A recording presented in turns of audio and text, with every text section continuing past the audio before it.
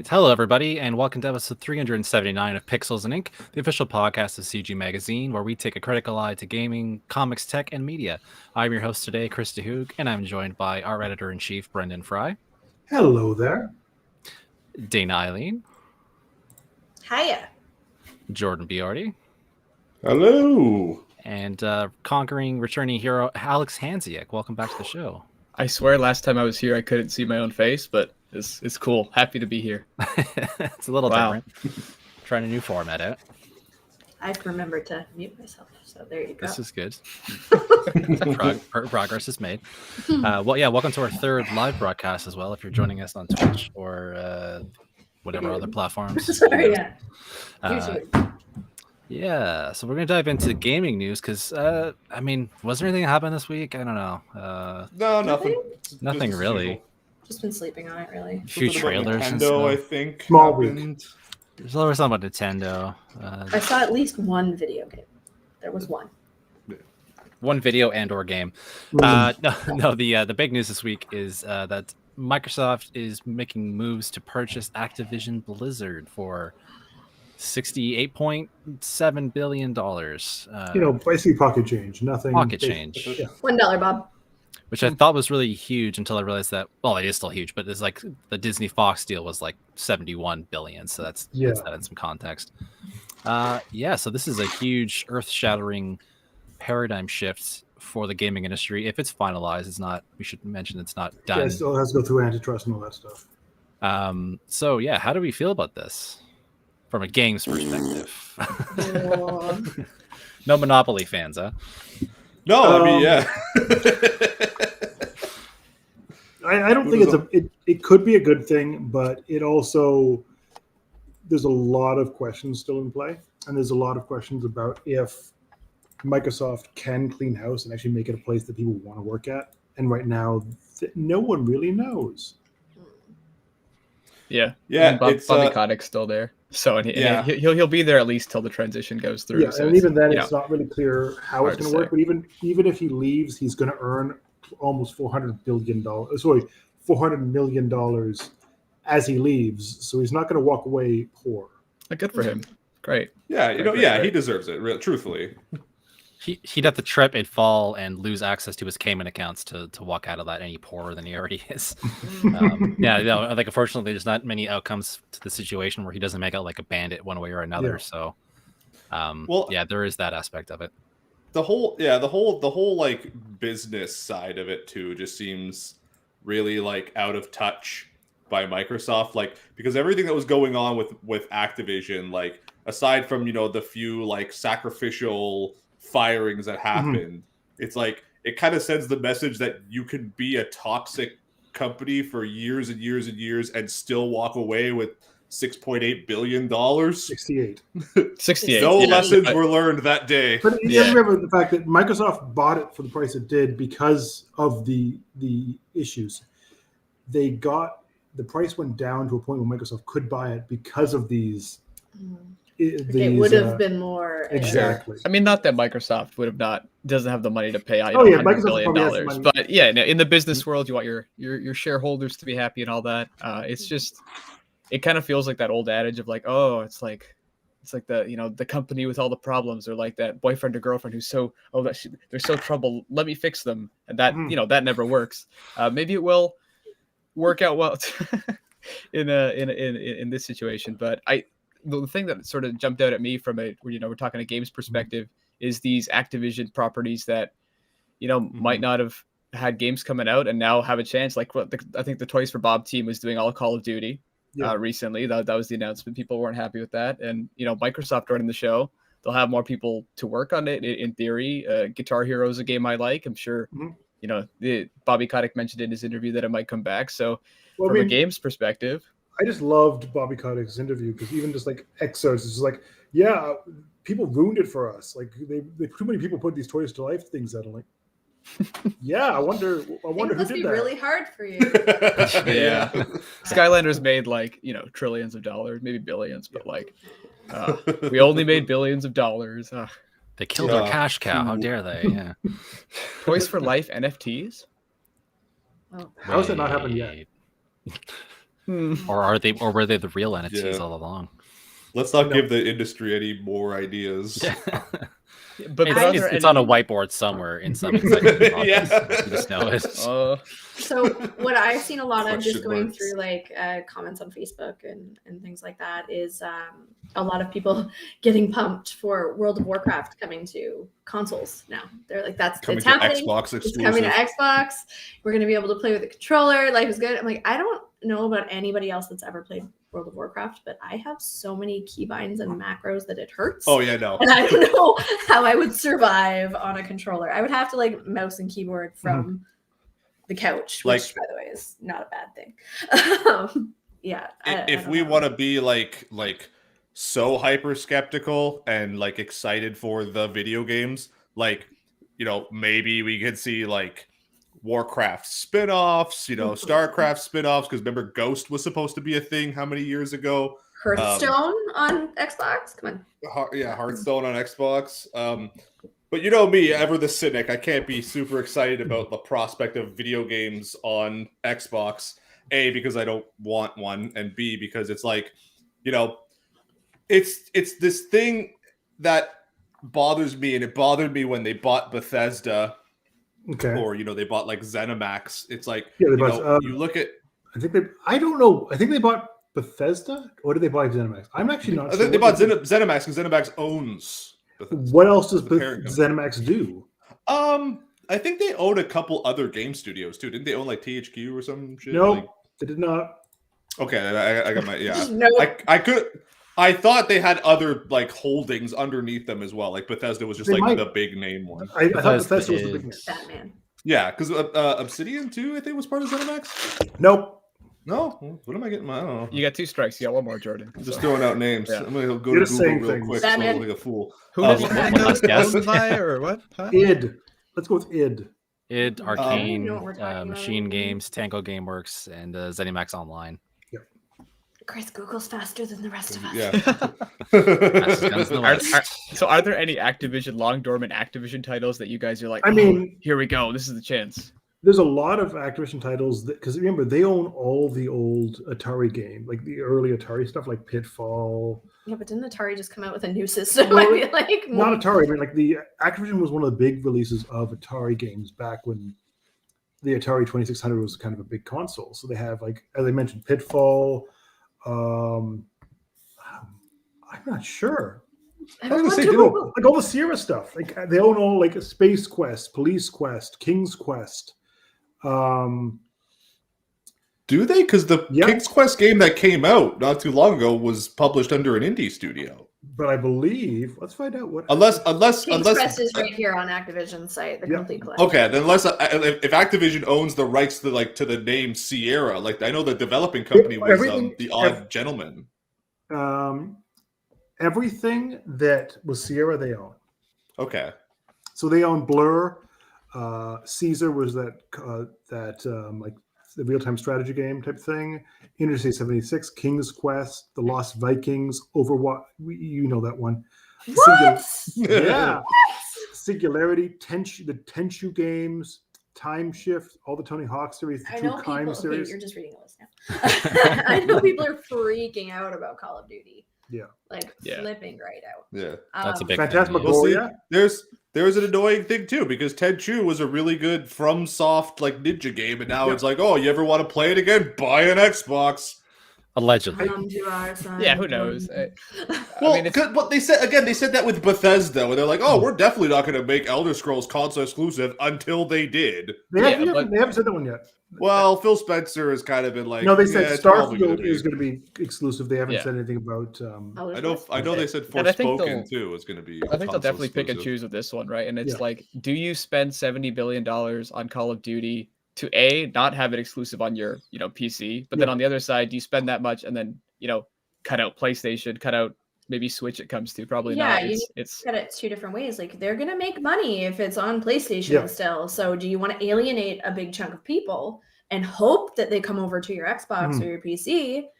Or do you want to just, take what you can, profit a little extra over there Mhm. and leave it as is. I don't think that they're going to take all the big titles that belong to PlayStation or at least are shared with PlayStation Yeah. and be like, nope, they're ours now. Suck it. Well, Certain things for sure, yeah, but yeah, like with COD too, like the bigger, like the lion's share of sales are on Sony platforms too. Yeah, so and a lot of the people that play COD aren't going to switch systems. They'll just go to a different game if they make it so they can't buy it on Yeah. the system. So it would be Now, here's my question. Is it Call of Duty that has an exclusive release first on PlayStation? Yes. Okay, so what you might end up seeing is games get released to Game Pass first. or for they a get little like the while. exclusive content, like they'll have extra levels, things like that. Yeah. PlayStation has that with Fortnite right now. Yeah, So but more importantly, of the fact that Microsoft is smart, and look at it this way: Minecraft is released on everything under the sun, and Microsoft owns that for the last long while. mhm. And they keep releasing it on different platforms, and they have been since its release. So I don't see them being stupid and cutting out major money-making platforms, because firstly, they'll look like the bad guy really quickly.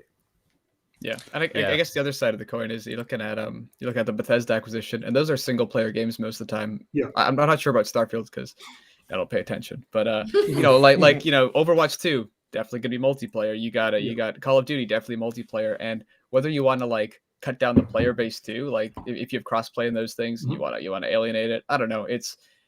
Microsoft's gonna be fine either way. I think that's the bottom line, and these games are going to get released, and the only way to guarantee that you're going to get them is to either have an Xbox console or a PC. Yeah. What I exactly. am kind of curious about what's going to happen is the Overwatch League, because that's been kind of left to kind of squander, and they kind of try to force that into existence. And it's something that Microsoft really hasn't put a lot of effort into esports. So I could see Microsoft kind of like slowly letting that die, because I don't think anyone wants to see that kind of go forward. Like it is basically a money pit right now. There's talks of it, get rid of the league and then hold, tournaments and regional things and invitationals, teams still exist. But I mean, the Overwatch League is a thing where they're switching to 5v5 for the next season, which is apparently happening in April. None of the teams have played 5v5 as of January, and they had to make they had to sign 6 players by January 1st, but they couldn't play Overwatch 2. So they're signing these players based on like, hey, how'd they do in Overwatch 1?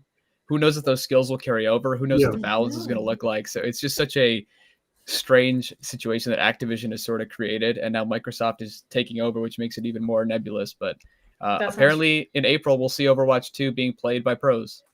That's so by weird. pros that have never played it.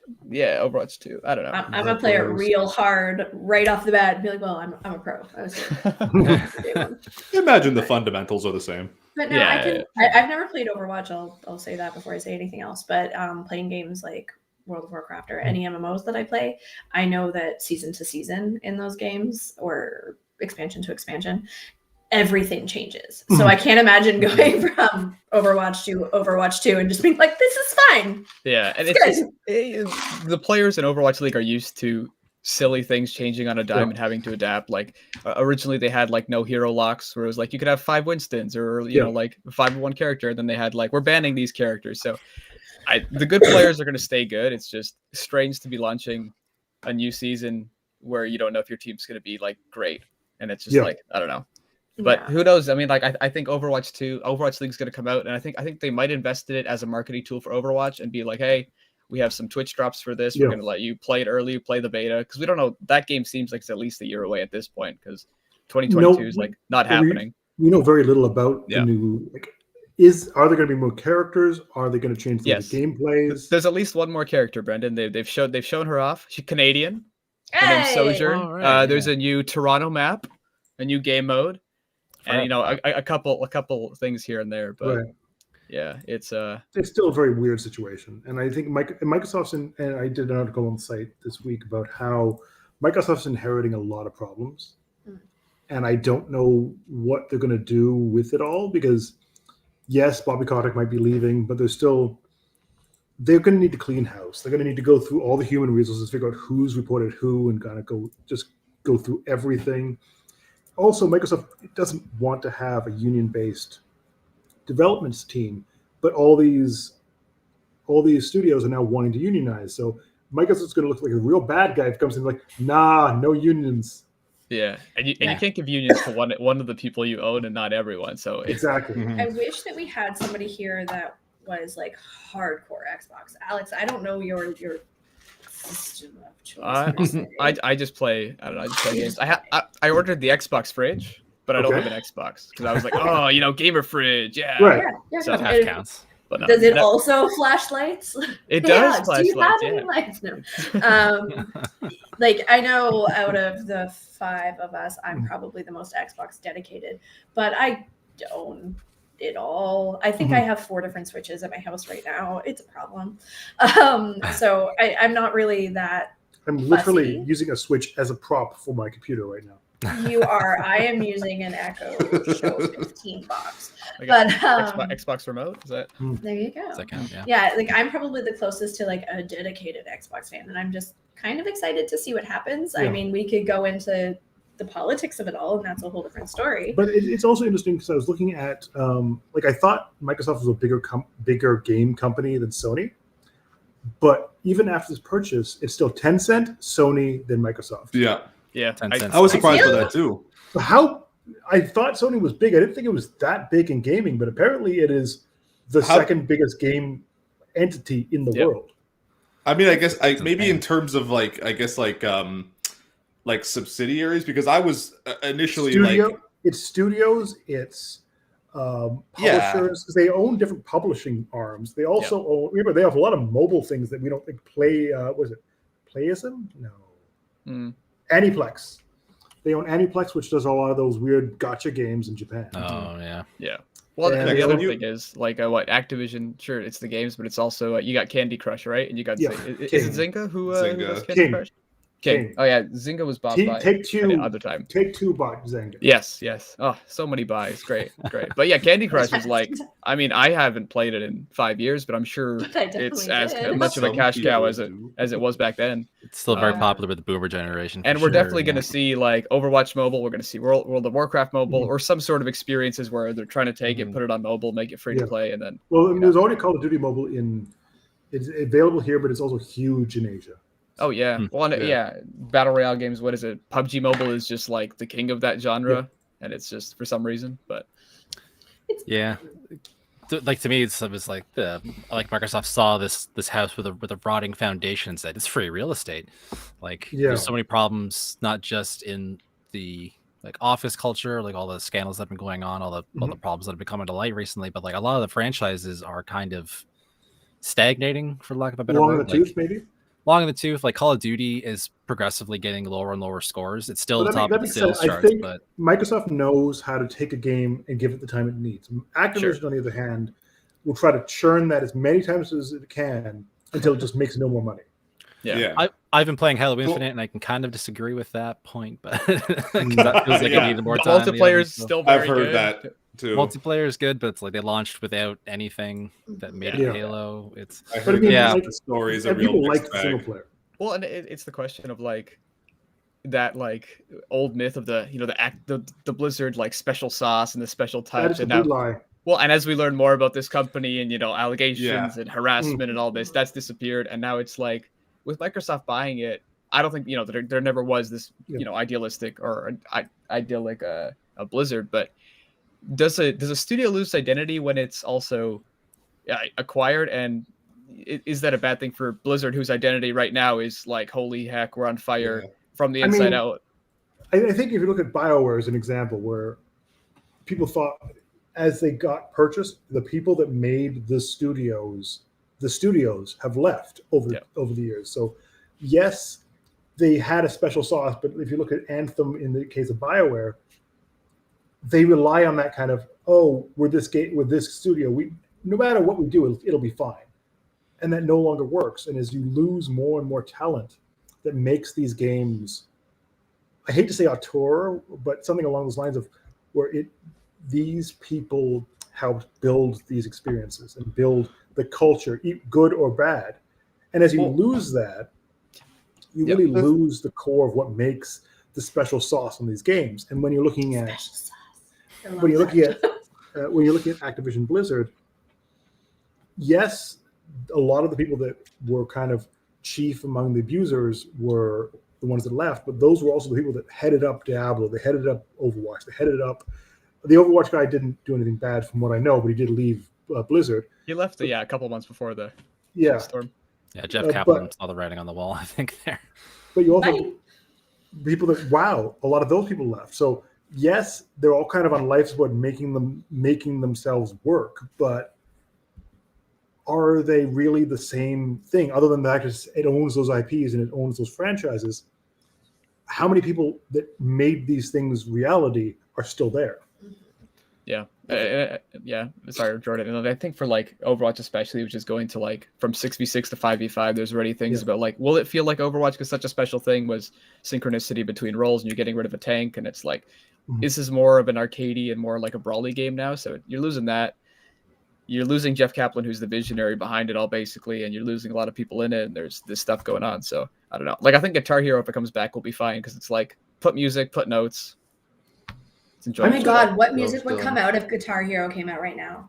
A lot. It would be like stuff from the 2000s. Oh, Yeah. God. Good Charlotte would come back, guys. Oh my yeah. God. I do want to put one thing out that I didn't realize till this week. Did everyone know that Harmonix was purchased by Epic? Alex is the only one. The rest was like, Yeah. They're doing in-game events for Fortnite. Yeah, So they're when doing did that musical happen? events. I think it was like 2 months ago, and it was like, Okay. but it was like, it was kind of like under the radar, and I read that, and it was like, oh, Rock Band's dead. It's not coming back. Yeah, no, Rock Band's I never don't coming know. back because it's now how many weird Fortnite dances can you get in the game based on Harmonix? It's like I have a lot of dances. we made Rock Band, and now we're putting flossing in Fortnite. Flossing. Yeah, the Bioware example too. Like, even if the people stay on, if there's pressure from above to make games outside of their wheelhouse, like Anthem is not Bioware's wheelhouse. No, they Bioware know. got famous off of like making very in-depth RPGs like Mass Yeah. Effect and Knights of the Old Republic and Jade Empire, and then they go, "Hey, or make this like Destiny clone." Oh, Yeah. high school. Okay, that's not really our thing, but okay, we'll do it. And then got thrown under the bus when it failed. But I'm going to throw out Halo, as we brought up earlier, as an example where BioWare no longer works in Halo. Not BioWare. Bungie no longer works in Halo. Yeah. But what made Halo is a serviceable, well-built game, but it doesn't feel like the Halo of old. It feels like a new experience built on that framework. Yeah, Mhm. and it's been, I mean, like, I can't really speak to Halo's history on like how good it is, but I remember a lot of my friends were like, oh, 5, ooh, not very good story. 4, it's okay. And then with Infinite, they're like, oh, the multiplayer feels good. And it's also like you have people who grow up playing these games, playing Halo, and they have an idea of what the feel is. And it's hard to reverse engineer that, but we have people who are talented and like love the core of what these games are, and now they're like working on them. That can also, I don't know if you'll recapture that special sauce, as we've been saying, but you can kind of make your own one that's like based on it. And you're like, oh, it tastes pretty good too. But my point for that is Smooth, guys. how much is it like a special sauce or kind of recreating that, and how much is it basically a fan recreation of what they loved about like a greatest hits of the things they loved about the And game. sometimes you get creators coming back to like, you got Mighty Number 9. Yeah. It's like, oh, we're gonna make a Mega Man, and it's gonna be modern, and it's gonna be everything you loved, and it's like you're in a different state. Games are in a different state. Yeah. It's a whole different ballgame, and I don't know. It's game development, as hard as it is, and to throw in all this acquisition stuff and everything that's happening at Activision Blizzard, it's like, who knows if they'll make another great game? Probably, but will it be? It's an end of an era, and it's an era that is, in retrospect, a lot seedier and a lot worse than we thought a year ago. I'm going to throw it out there that people for a long time thought Blizzard could do no wrong. Yeah, and this is just kind of showing how leaky the ship was up to the start, and how much there was going on that was kind of gross, as you said, seedy, or just kind of hiding how much problems there were at the actual studio by just releasing, hey, this game looks great, cool, let's forget all the problems that went into making it. And you had Warcraft Reforged, and you saw how much that project was bungled and how much people loved the original Warcraft 3, and how by just ignoring the fans and ignoring what made these games good, a great property can be completely destroyed. Absolutely, yeah. Yeah, we kind of danced around this a little bit, but yeah, one thing that distressed me when the news came out, not distressed, but disappointing me when the news came out was that Bobby Kotick is probably staying on. Now it's a business thing and whatever, but do we really think he's going to be gone after the transition happens, or let's play some bets? I think he's going to go, but he's going to go slowly on his terms when he feels like it. Yeah, it's gonna be in a way that makes him feel like he looks good, and it's gonna be a way that's gonna make him a lot of money. So the general consensus is that they're going to sweep things under the rug and let him ride out. Yeah, that's kind Yeah, of He's going to handle the transition, and then they're going to, make a nice video of all the highlight reels that Bobby Kotick, had, all the harassment he let stay, and they're going to put it into a nice supercut with inspirational music. It'll be wonderful. The main argument I saw against it was you need the head of the company there for the transition. Like you can't cut the head off while you're doing this, but at the same time, in this case, would it not be better? Would it not speak to Microsoft's intent to fix things when they have control? If you looked at there was a report about like Bobby Kotick kind of did an all hands on deck meeting, and everyone said he kind of seemed disengaged and didn't seem to like really worry. He showed up late. Yeah. If I'm not misunderstanding. So basically, and everyone's like, I don't feel comforted at all what's going on. But it's clear that he's checked out. He's done. He's doing the things he needs to do to kind of say, yeah, I'm still CEO for the next year or so. It's good. But you could tell he just wants to get in his private yacht and do something else. Well, I mean, same. Yeah. Just so we're clear. If I could have a private yacht. Yeah. I guess CEO memo. I guess the difference is you're not like the CEO of a company who's had shit ton of harassment. I guess there's Enabling slight differences, Alex. You also the fact that apparently Bobby Kotick was trying to not have it sold to Microsoft. He was really trying to find a different buyer, trying to find a way to kind of push it in a different direction. But he lost so much of the support of the board that even though they kind of support him enough that he has enough sway, they're like, no, we're going to take this deal. We're going to do whatever the opposite of what you say is at this point. We're just going to go. But allegedly, they might not fire him, but they were definitely like, we're going to take this pile of money because we like money. Also, danger here. And why wouldn't you want to be purchased by one of the biggest console holders, right? Like if Nintendo or Sony comes knocking, you shouldn't turn that down. Like apparently, there's a lot of talk about other people suiting them, and I want to know if Sony was one of them. But there's no word right now. But it feels like an arranged marriage. I don't. Isn't it though? Anymore. It's pretty much is. Yeah. But I'm really kind of curious if Bobby Kotick's like, "Hey, Sony, buy it," and I'm like, "Yeah, we're good. We're kind of okay." We're probably fine. No, not Call of Duty though. This does suit Microsoft's kind of MO recently, where they've just been trying to. The way I see it, they've been trying to just be a thorn on Sony's side, and this is a perfect thing. If they do take away at least half of these properties, that's a huge blow to Sony. Or if they at least give some huge advantage to the other properties they don't take away, that's a huge blow. But yeah, I don't think Sony would have made a move per se, because that's not really something they need to do. They've been kind of acquiring the studios they've been working with as they're working with them. Yeah, that's the thing. Microsoft's been basically power leveling its way to being the biggest player in the scene. After the Xbox One launch, that kind of really caused them to kind of lose a lot of sway. They're now like, what if we buy everyone? Then we will be the biggest. You guys and remember we don't have to make our own exclusives if we can just buy them. Yeah, they had that one E3 where they were like, they didn't really show anything, but they were like, here's all the studios we've acquired. And it's like, oh, this is kind of boring in the moment. And now it's like, years later, it's like, oh, they bought some studios they bought the studio that did We Happy Few. And I'm like, why did you do that? That was a bad game. And their first game was bad. So it was a mediocre game, Brendan. Yeah. So it's not, well, meh. Yeah. But the point is, like, they bought some things. I'm like, why did you buy that? You could have just done something else or made a team of like a new indie team and brought that up. But they bought all this weird stuff. I'm like, I guess that's cool. It's just good to have. Yeah. You never know when you'll need you Happy Few in your back pocket. Yeah. Okay. I mean, I did like the Ninja Theory purchase. I think it was a great purchase. Beyond that, Bleeding Edge, the game we saw at E3 2019. Yeah, that was good. They did an interview for. Then they're like, "Yeah, we're gonna just kill that." We gave them I think it was an honorable mention. They have a picture with it. They looked very happy. So yeah, nice dev team. They were super nice. Like the people in Ninja Theory are great. That game was just ill-conceived, and it was trying to be basically Overwatch, but on like with more stuns. It was all melee focused. So it was like you would get Melee stun fo- locked and you'd sit there for like 30 seconds and die, and it'd be And like, then also you're It's really all good. on like hover bikes or hover. that was cool. Yeah, Yeah. you're like skating, and it's like really cool. There's a lot of ideas there, and I don't think all of them were well thought out. Yeah, as it happens.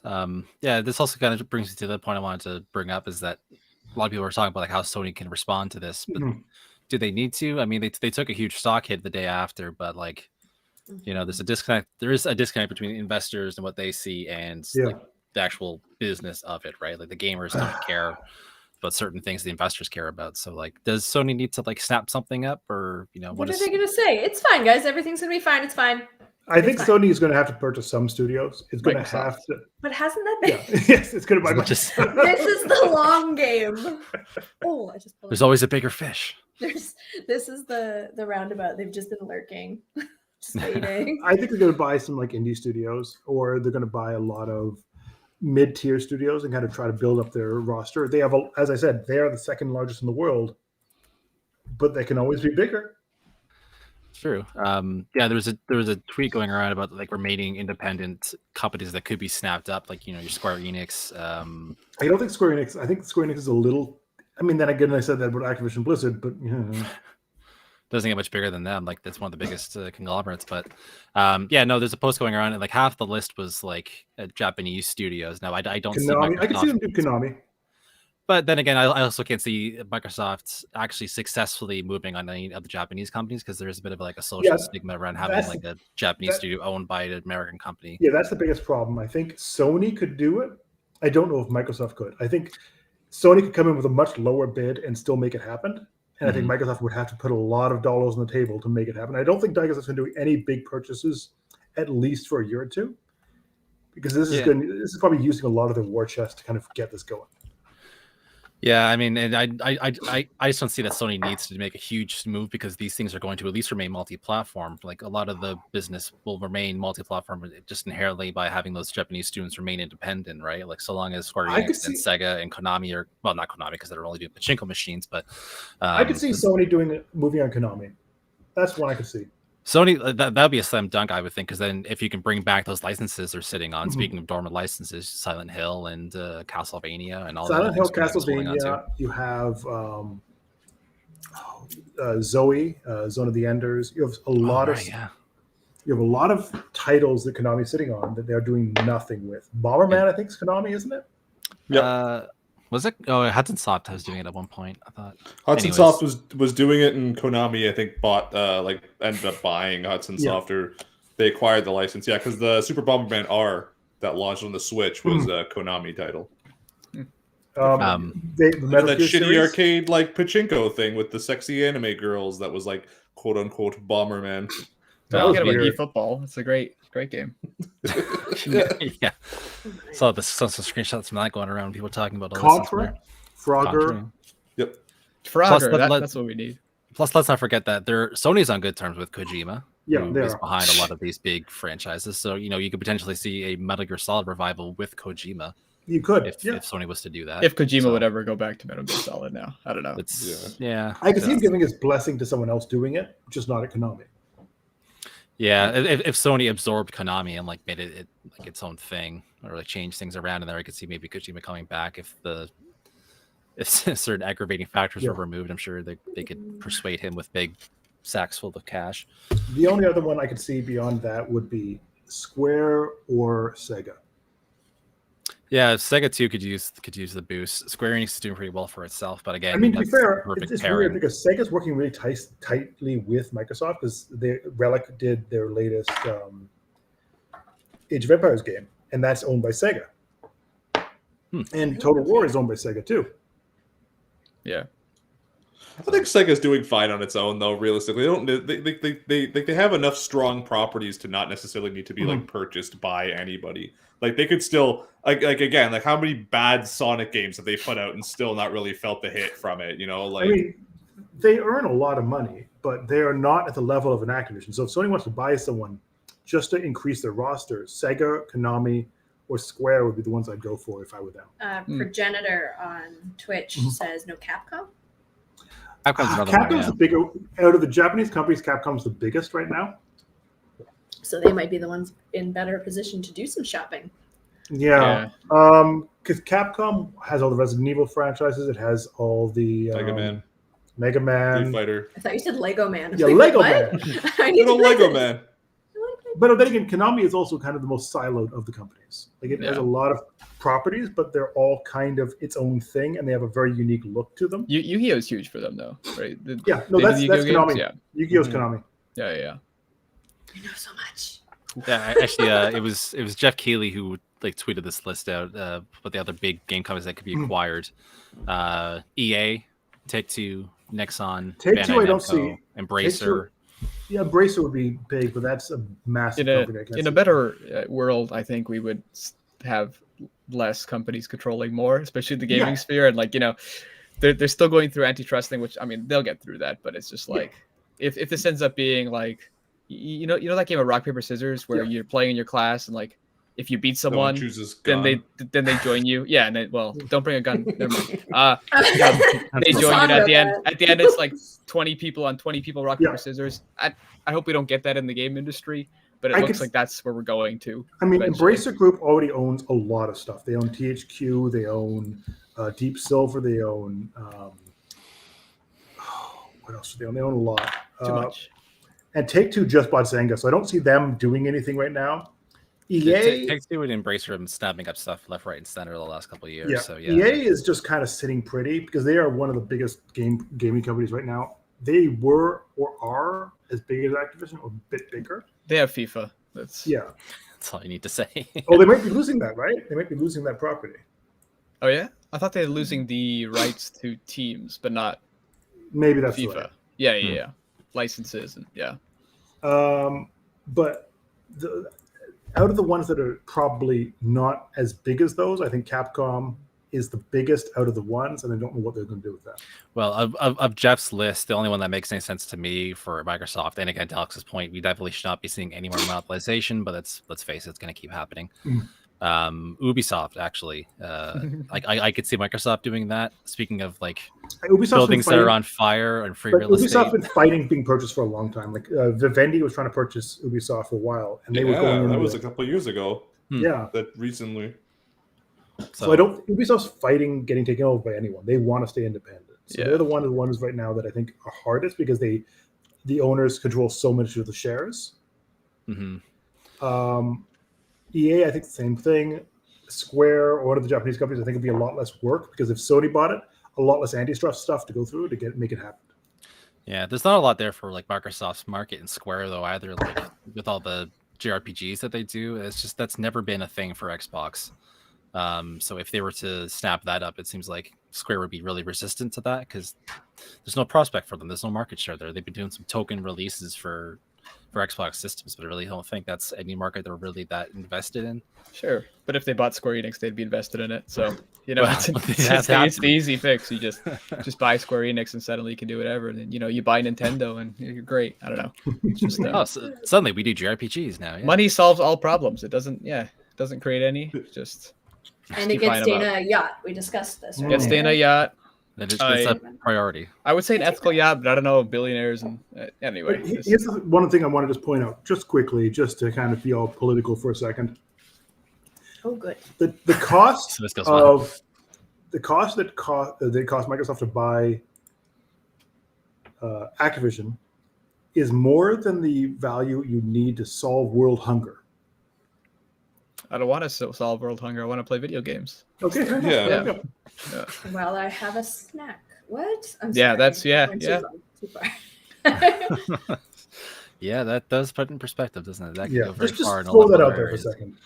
We get rid of Activision and all their problems, and we solve world hunger. Mm, Like, Can't we do both? mm. So what you're saying Sony is Xbox should do the could world escape. hunger thing and then profit. PlayStation exclusive, solve world hunger. Wonderful. You get Imagine PlayStation. that. It's early You get access on You- PlayStation. Yeah. You're at E3 not this year, but next year, and Sony comes on stage and they're like, "We've ended world hunger," and then and the journalists are like, Mic drop. I guess," and then they announce like the new God of War, the third one. They're like, "Yeah." Yeah. The Insta word, good old Clement says, feed us PS5s. They could sustain us. It's true. That'd be fun. Jordan, did you ever end up getting a PS5?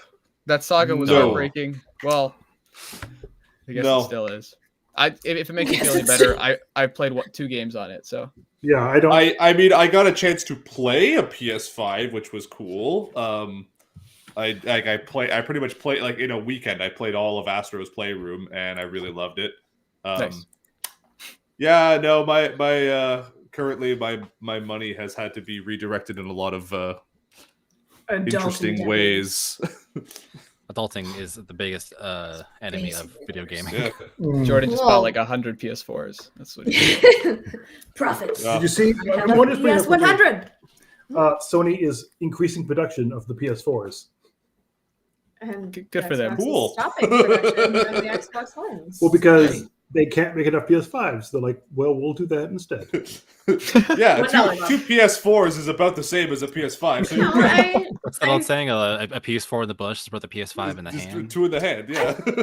I could be 2 in the wrong, living but room. they're more readily available now, are they not? PS5s now.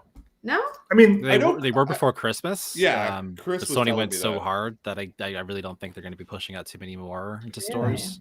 the chip shortage is still kind of a problem. I mean, apparently NVIDIA and AMD are saying that the chip shortage is coming to an end. Mhm. They've been saying that since I started here. Yeah, Just a fun fact. I've been at CGM for about Yeah. a year 18 now. years. It's in their best interest to say, hey, we are giving your products out in the market. Yeah. Yeah. They're coming. Even, I mean, uh, the number of GPUs that have been announced, let's just say announced in the last day, even. Mm. I'm like, I feel we're never going to see those. Those aren't actually real. Nah, they're not real. Those are pretend. no. They're made of Straight to the sugar. crypto mines. Mm. Your NFT GPUs. I don't know anything about NFTs. I'll stop. That's a whole other. They use crypto mining as well to make it work. Let's not, please. I'm gonna have to leave if we jump into that conversation. I'm gonna go. You were absent for the NFT lecture last week, so This yeah. is- Yeah. This is the place I'll be laying if we go into NFT. Well, now I want to because I want it to happen. I mean, we should bug Jordan now because he's kind of facing away from the camera. What? There you go. Podcast He's host minting leaves the NFTs show. live on the show. Come Yeah, on. I'm just, don't worry about my side job. Why don't you face the camera, Jordan? Always He been hasn't like- been the whole time. Because the way I'm sitting right now, my chair is facing my bed and my legs are up on the bed. Oh no, I feel that. You can't mess with that so there's system. there's no Yeah. other. You know what? Like, He's- There's nothing else that He's you're got a doing. system. Oh wait, hold on. It I works. can do that. Yep. No, my legs are too short for this. Oh no, This sucks. short leg problems. I know. Freaking- Yeah, so Capcom came out earlier, so there's my segue to talking about That's how good. Resident Evil 8 officially won our CGM's Reader's Choice Game of the Year. Yay. So It did. Kudos to Yay. them. I have Uh, seen parts of that game.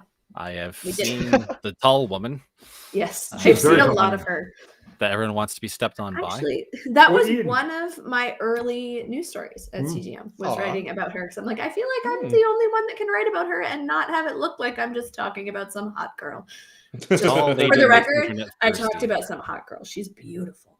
But yeah, Resident Evil definitely. Did you won want to it. kind of talk about how the decision was brought? Sure. Mhm. That's a me problem, isn't it? Okay, so the way that we did it this year, we took votes. We had thousands of votes, which was really exciting. We weren't sure how it was going to go. We took our top 3 from the readers votes, and then we voted internally through CGM. So our top 3 were Forza Horizon 5, Resident Evil Village, and Halo Infinite in that order.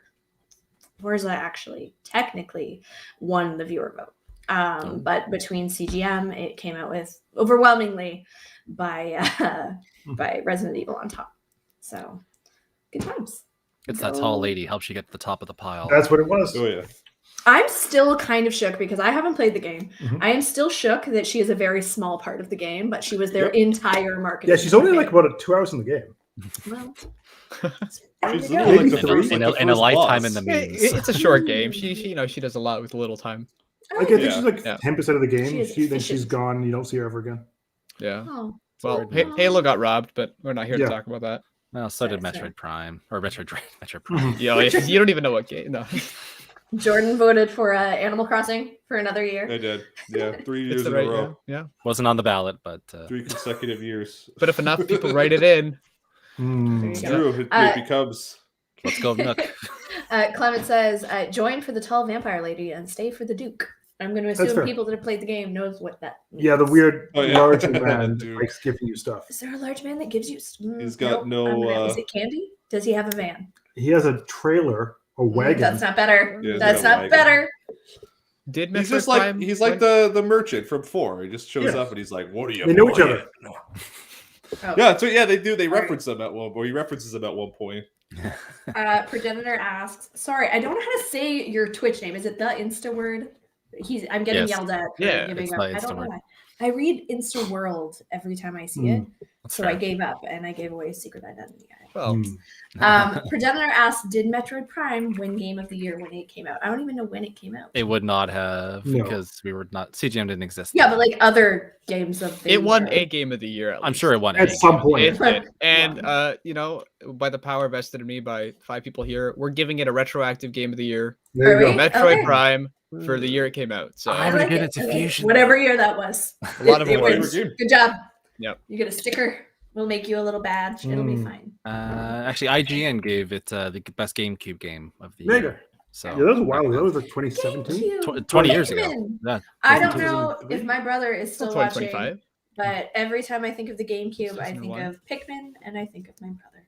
Just so you all know. Aw, that's Pretty Because he would let me sit in his room silently and watch him play. watch. And if I made a noise, I had to get out. Hmm. That's a familiar anecdote. I've heard people drop My that. brother and I are 7 years apart, so I was not allowed to exist. Anywho, But anyway, But yeah, thanks to everyone who voted in that. Yeah. yeah, we're we had a happy really with good the- with the turnout. turnout. Yeah. Yeah. Also, while we're talking best, this week we crowned, or since our last episode, rather, we crowned our best movie and series Yep. of the year as well. Oh, is that my job again? It is. Sure, take it. Okay, we had a lot of good options for best movie. We had Dune, Candyman, Shang-Chi, Mhm. Pig with Nicolas Cage, just so you know. Apparently, it's really good. I know. it's the end of the year. Something that is blowing up our Twitter right now is Beyond the Infinite 2 Minutes, which I kind of Yeah. want to watch. That was done by Lindsay. Did the director retweet that? I don't know, a whole bunch of people, but none of it is in a language I can read. So I hope It is this definitely in makes sense. Japanese. The French Dispatch, Tick Tick Boom. I did that. Excellent movie. If you haven't seen it, Hmm. please go. I've watched it twice. My 6-year-old likes it and probably shouldn't. In the Heights, The Unforgivable, also heartbreaking movie. But our big winner this year was Spider-Man: No Way Home, which now having seen Of it, course. it's pretty good. It's a pretty good movie. Yes, I think it's the creator of that movie. Okay. Brendan is doing a deep dive on Twitter right now. He'll come back. It'll be fine. Who here saw Spider-Man? Who I've seen hasn't? it. Yeah. I have not Seen it. because of hard to go to cinemas and stuff. Yeah. Yeah. Well, you're not allowed to at all. Yeah, now we Yeah. can't. It made me start playing Spider-Man on PlayStation 4 again, and I'm glad Alex is here because that game is still annoying. Still annoying. I just had flashbacks. You played that for us, didn't you? Yeah. No, It's that was so a Miles annoying. Morales. Okay. Yeah. He's not a PS5 guy yet. We're getting there. Okay. Well, I have Yeah. I have it on PS4, but I sort of like started playing it, and then I like stepped away from it, and then I was kind of like, Are you maybe saving I it? should finish the first Spider-Man and go back to it. And it's just like, again, I'm getting all these like horrible flashbacks of like, hey, you know what would be great in this game about being Spider-Man? Stopping every 5 minutes to be Mary Jane. Wouldn't that be great? Well, Jordan, play Miles Morales because it's like 8-hour story. It's Yeah, tight. it's a It- tight and all game. you get to be clean. is Spider-Man because All you that's get my to- dream game. You can be Miles Spider-Man Morales, and yeah. then one random dude, but you're just walking straight for like 6 hours. It's I good. don't want to be random dudes. I want to just be Spider-Man. I was playing remastered, the remastered version on the PS5 last year, and it really aren't, those segments aren't really that long. Mhm. They're Jordan. when they happen every other friggin' mission. Just- They're very Yeah. Jordan, Well, just every finish the other battle pass in And- Fortnite. Be Spider-Man, and you don't have to be anybody else if And you don't want to. I The I swinging didn't sucks in Fortnite, realize- sorry.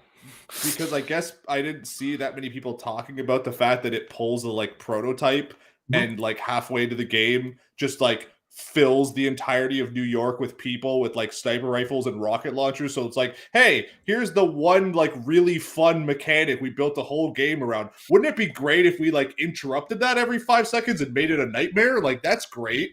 Well, then It's you just- get it's towards just the New end York of the City. game, and yeah.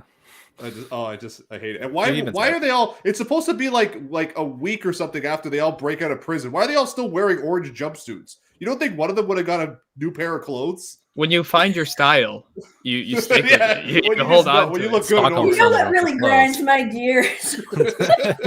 Oh, it's so annoying. I hate it. Oh, so Our bad. weekly Stupid second, Spider-Man. Bjordy's gears. You're No, already big, bummed. big win for Spider-Man. Like it Yeah. could have been nothing else. I think. Yeah. It's just such a good movie all around. It's like, it's not easy to juggle as many things as it was trying to do, but it did it very well. I was scared. I thought it was gonna come out like one of those. What are the other movies? Like they're called like Valentine's Day, Mm. New Year's Eve, where it's like every celebrity on the planet is in it for 4 seconds.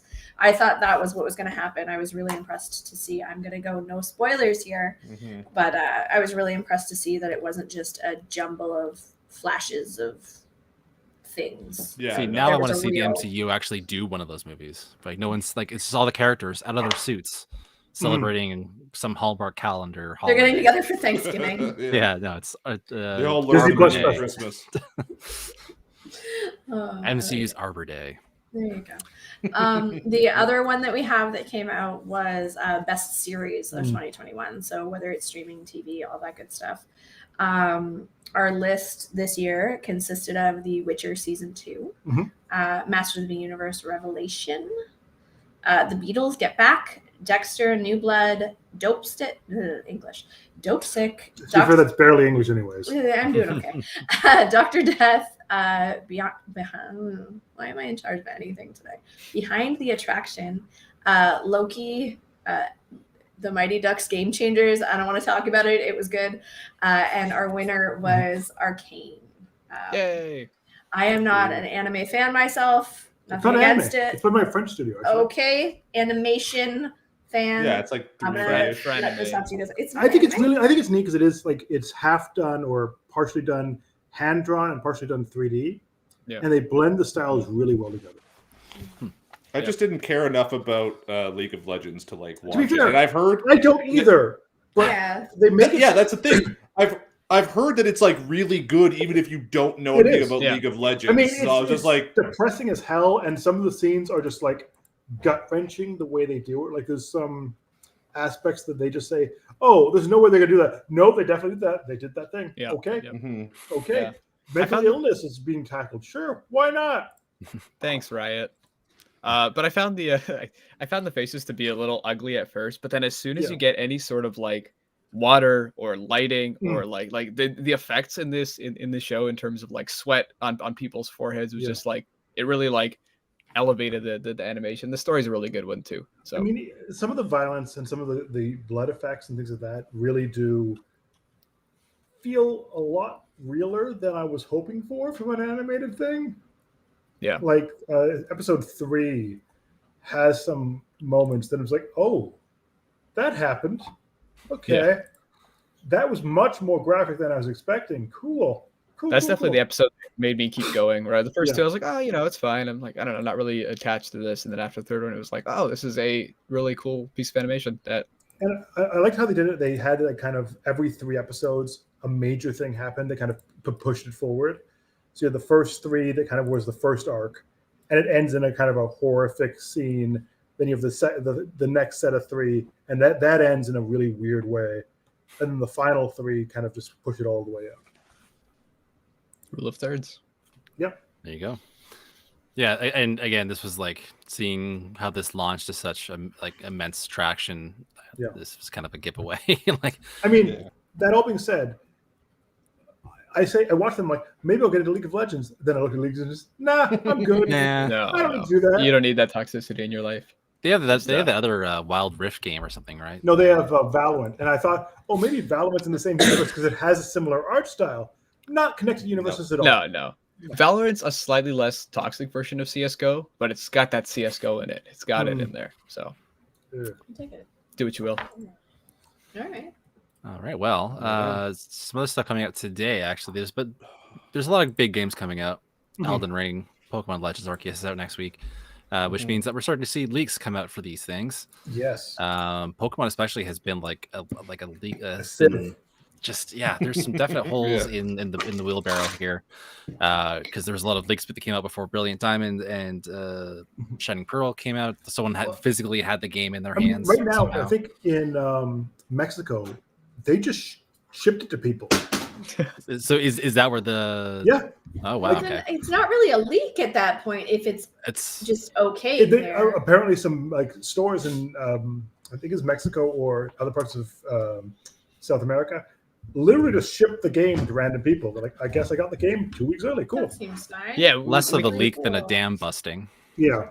Yeah, and we get that sometimes where like, hey, a game will like Amazon will deliver your game a day before it's done, Yeah. or it's supposed to be out. It's like cool, but like, yeah, with a big game like Pokemon out what, a week ahead of time. But it's just hard to imagine because Nintendo's usually so tight with this stuff. But imagine with like the pandemic and everything else, they just like, okay, get it to stores, it'll get there eventually, and it just kind of shipping worked once, and it actually Things worked. Oh no. Yeah. The Because, ongoing um, societal breakdown has pushed Pokemon Legends Arceus into people's hands already. Yeah, I so, think yeah. something that I saw today was the new Lego Star Wars Mhm. game. I don't know the proper title. I'm sorry. I'm Yeah. not a job. Lego But- Star Wars Skywalker Legacy. Saga. The Skywalker Skywalker Saga. Yeah, there were Uh, too many names there. That game, a distributor leaked the release date Mm, before people knew it. Yeah. yeah. That's good. It's fine. These Yeah. things Totally fine. happen. At least it wasn't me. We're good. Also, Yeah. yeah, a really pretty trailer for Star Wars, and then a really damning Polygon article about like crunch Oh, yeah. and you know bad Yeah. stuff. Threats then. Oh. Yeah, so That was in the Importantly- hopper, yeah. Like I interviewed one of the game producers. Yeah. When E3 was still a thing, and it's a Lego game. So Yeah. that should say 2019, something. I got a minifigure for watching a video. They're like, "Is this Yeah. game's almost done?" I mean, pandemic, yes, but then I guess it's pandemic plus crunch plus. Like I think it was 2018 is when I talked to someone about it, and they're like, "Yeah, it's almost done." I'm like, "Cool." It's a Lego game that's a. I mean, they are doing a lot of different things than the Yeah. original. I guess 7 games, but it's also like it's built off that stuff, and this is the 5th year that it's been. Yeah. Like, it's taken 5 years, which I don't know. I find that interesting considering that you talked to them in 2018 about that. They said it's almost done, but Rise of Skywalker didn't come out until 2019. So, like, did they push it back for one of these delays? Well, so they could apparently change? there E3 was- was 2019 though, right? The last one. I think I saw it. I think I saw it at 2018 when I talked to the person. Then they showed it again at 2019. when 2019 you is saw when I it. yeah. That's Remember when I they were saw- almost. Because you saw a gameplay thing, and I saw they had a trailer, and I talked to someone about that trailer, Okay. and they So were basically while saying, Rise of Skywalker was in the editing bay, they were showing you. well, they were saying they saw early parts of it, so they had an idea of how it was going to work out, Yeah. and then they say, yeah, it might be DLC, or we'll figure it out. I'm like, okay, cool. They don't need to worry about that anymore. Yeah, no, that ship has sailed fully. That Mhm. movie has been out and on video and forgotten by a lot of people for some valid reasons. Anyways, all this is to say is that Pokemon Legends Arceus has leaked all over the place, and people are got some real reactions to some of the new evolutions, and of course the dex that is included in the game, because people were questioning what was going to actually show up in the game proper, with it being based in an existing region with its own national dex. I've seen a little bit of the leaks. I can't say I love the designs I've seen, but I also don't feel this is the right context to see these things in. Yeah. Has anyone else seen the leaks? I Jordan, don't you know. were Which laughing. one? For Elden Ring? Yeah, because I was laughing Marcus. because Pokemon. because I when I saw all the people getting mad on Twitter, I just tweeted a picture of the Hisuian Typhlosion, and I was like, "Grr, this baby game for children makes me so angry." Like, who the fuck cares anymore? Honestly, like, it's like, oh, sorry that this game for babies is making you this angry. Like, it's like Says even if says the king This of is people the that worst like, thing. Yeah. The worst So thing that it's- could Well, happen it's- to you today. I mean, number one, it's like I'm so tired of like these like toxic Nintendo fans who can't get over like Pokemon and Animal Crossing. Like, okay, get mad about Spider-Man, fine. Like, but it's like, really, Pokemon of all things, like people you're really mad care about because Pokemon. the game that's set like hundreds of years in the past has Pokemon that look different than the ones you liked. Like, Yeah, and it's a Pokemon game Things that's like doing change. different things gameplay wise drastically. So it's like exactly. sure they might not be the prettiest game, but that's not why I'm playing Pokemon. Like, let's see how the gameplay's like, and I guess I can, but I'm gonna wait till I pick it up myself because I don't want to get But spoiled. even like No even peeking. to make the argument that it's like they're not the best looking games, it's like Pokemon, all these dumb people who post videos and articles of like, oh my god, some guy made Pokemon in Unreal Engine, Nintendo, take notes. It's like Pokemon has an art style. It has a very iconic look. Why would you change that by just slapping it into Unreal and it looks like every other stupid game that's out there? Like, Yeah. Yeah, Why make it the same as everything else? I don't understand. Heteronormativity has got to be the way to go. No, this one's looking a lot better too. Like people were kind of bagging on the graphics when it was first revealed. They released a new extended gameplay preview trailer last week, and it's shaping up nicely, like I kind of figured it would. While I don't love some of these designs I'm looking at right now, it's like I'm still very excited for the game, and I'm sure I'll appreciate them more in the proper context. Yeah, like it's shaping up to look quite nice. So I'm very curious to see what a reviewer thinks of it next week. Yeah, I don't know. There's been a lot of complaining that the Pokemon games are too easy, or it's like the same game you've played every year for the last 20, 22, 25. Too many years. But come on, this one's actually different. This is like something the first spin-off game we've gotten since Pokken Tournament, which isn't that long ago, but it's a Wii U game, so people forget. And the funniest part about that too is that it's exactly the thing that these crybaby fanboys have been begging Nintendo for God knows how long, the open world Pokemon game, and they're still not happy about it. Like, there's no pleasing you. Well, okay, This they're is not the cycle. happy, but they're gonna buy it. Like, yeah, of course they're gonna buy it. They That's the weren't thing. happy about Shield. They still bought it. Like, This is the cycle, right? This to come back to Star Wars, actually, like Lego Star Wars. People wanted Star Wars to be different. Force Awakens is too much of the same stuff. Last Jedi comes along. Oh no, not like that. We want something that's We don't want that's the best comforting and movie familiar. ever. Do it a better Yeah. way.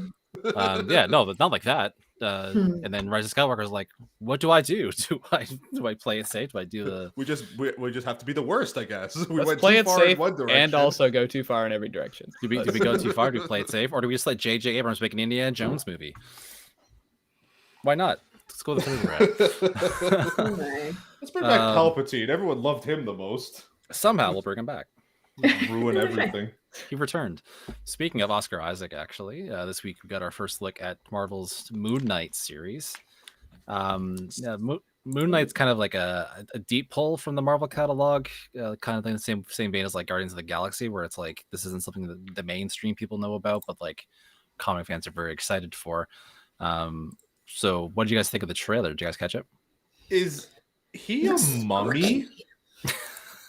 He's a Because that's daddy. what I got from that trailer. He's a mummy. Okay, so before I knew what it was, I didn't even register that it was associated with Marvel. I was like Disney because I get an email about these things, and I probably watched like 4 seconds of it and went, "This looks spooky. This isn't Disney. What's happening?" And then I got distracted by something and found out later that this is the new Marvel thing. Yeah, that makes sense. Okay, that's Yeah, where we're going now. I don't know. The Marvel TV shows I haven't been thrilled with, and like even the movies recently, I've kind of been like, not as excited as I was like, let's say 5 years ago. But I think that's a pretty common thing, other than like But is it Spider-Man maybe and His Way Home. oversaturated at this point? Oh, we're getting 100%. into the Marvel stuff that I don't know about now, so Yeah. that's nice. But throwing the Marvel name on it is almost deterring me to a point. Yeah, I was like, this looks kind of cool, and I'm like, oh, it's another one. it's and definitely I love it. oversaturated, but it's also like I'd be cool with the Moon Knight thing if it actually feels different and it's not just like the Marvel tone, which you know what, like it works, but it's also like it's the tone we've gotten for such a long time. So it's like if it's different, I don't know. I don't think it will be so. But Oscar Isaac I like, and he needed another paycheck from Disney. So Yes, he does not have enough. No. He is not good. Give him everything. Give him all the paychecks. He's All of them. fantastic. He can have mine. I didn't love his accent the first time I saw the trailer. Then I watched it again and was like, okay, this is growing on me. Like I could see this being better in extended, more than just like trailer sound bites. But the artistic style of it kind of reminds me also of like the Netflix shows, which kind of had a more universal appeal, and like Daredevil especially, like I'm getting some of those vibes, which is good for what little I know of the character. Very curious to see what comes up out of that one. Although, does anybody know a lot about Moon Knight? I never really read in Moon Knight. He's got a lot only- of personalities inside of him. He's got a lot of No, that's movies, Legion. apparently. He's got some problems. Isn't Legion the one that has lots of personalities? Legion Yes. is the X-Man who was Yeah. like that. Yeah. Yeah. But this man is also more personalities. But it's like from different lives, and it's like He's I got don't a know. bow staff, I Anyway. think. And Legion is just he absorbs personalities. Yeah. Legion is like an Omega level mutant, plus he has schizophrenia, so that manifests different powers Yeah. with each personality. Okay, or so he's, something he's to that like effect. he's like He's a Jean Xavier's Grey. son. Yeah, he's Charles' son, like he's Xavier's Okay. son. But yeah, with the Phoenix level power plus that. That was a I change. never A understood. lot I happening. never understood what Legion did. I just knew he was powerful. He got his I own think he TV does show. everything. Okay. It's called Legion on Fox. All I know is that Moon Knight Thanks, was Alex. in Marvel Ultimate Alliance, I think 1 and 2, and that is the extent of my knowledge. He's probably Okay. in 3 too, I imagine. Is he in 3? I'd have to yeah. Google that. I don't. That's a deep pull for like Ultimate Alliance 3, which was I think leading a little bit more into like the Marvel movie side. Mhm. They did kind of go that way, didn't they? Yeah, no, I've seen Moon Knight pull up in a few comics that I've read over the years, but it's the kind of thing where he's like a guest role, Mhm. so not really like enough to like wean any information about who he actually is. Yeah, I don't know. Um, Like lesser known characters might allow them to take new risks with storytelling that Marvel might not have. They've gone comfortable with stuff that works and sells. So it's like I don't know if they'll change that with Moon Knight, but That being I said, mean- Eternals, that was something different. Yeah, that wouldn't have sold I if it was haven't a watched that traditional release. I should watch that. Yeah, just don't go into it when you don't have a lot of energy because it's a long one. Oh, Yeah, I watched it on the Uh, weekend and it was fine, but long. I saw another journalist like tweeting Oh, about well, I'll be it damned. and noticed that he tweeted about it the next day. He's like, "Okay, so I finally finished." Okay. We're like, Yeah. my wife and I were watching it, and like halfway through, she's like, "Oh, this is almost over, right?" No, we have an hour to go, and And we two- still had people to meet. and two after credit scenes. So Yeah, God. exactly. stay to the end. No, it's Uh, past my bedtime. Yeah, no, it's funny. Like, what, 15 years ago, it was like, oh my god, after credit scenes and Marvel, and what are they building? And now it's like, there's so much that it's like you can like some, you can not like some, but it's Okay, I know that we lot. haven't been able to go to the theaters in a while, but does anybody else like watch people leave the theater in a Marvel movie and get like legitimately annoyed? no, I don't care. Because Pathetic. You know, because Spider-Man has 2, and I It's- knew this because of our writer. Mm. And I'm watching, like, some people stayed for the second one, some people didn't, and like when they just get up right away, I'm like, but are you new? Like, See- do I need to tell them? Yeah. This is the thing that I think annoys me in the other direction because now it feels like Marvel movies have trained us to just expect post credits at the end of every movie. So Yeah. like I can't remember what movie I went to see. I think it might have been like Frozen 2 or something, and my girlfriend at the time was like just like waiting in the theater, and I was like, okay, like let's go. Like it's Mm. Frozen. What post credits are they gonna throw at us? Like Thor's hammer, just like it just Oh, no, there is a post credit scene in Frozen 2. Do you know this? Like Rapunzel shows up and says, "I'm here to talk to you about the princess putting initiative." together a team. the Princess Initiative. No, I guess I must have missed that. I don't know. The whole world is blown now. This is what I mean. It's like you can't just watch a movie and just like expect that it's like over when it's over. Now it's like Yeah. every Yeah. Marvel movie has basically like embedded our brains. You have to sit to the very end, which I guess is like like people made the movie, so at the very least you should sit through the credits and see some names. But like, I'm a big soundtrack guy, so like I mean Marvel kind of trained me to like stay, but now I just stay to be like, oh, like you know what, let's see what it is. Or like, oh, was this made in Quebec? Ontario, Yeah. Australia. Oh my god, that's so cool. Another Georgia, yeah. But then I respect people who go to Marvel films and as soon as it's over they leave because they respect their time, and I'm like, someday. Not yeah, I'll today. catch it I feel on like I'm YouTube. It's missing too fine. much.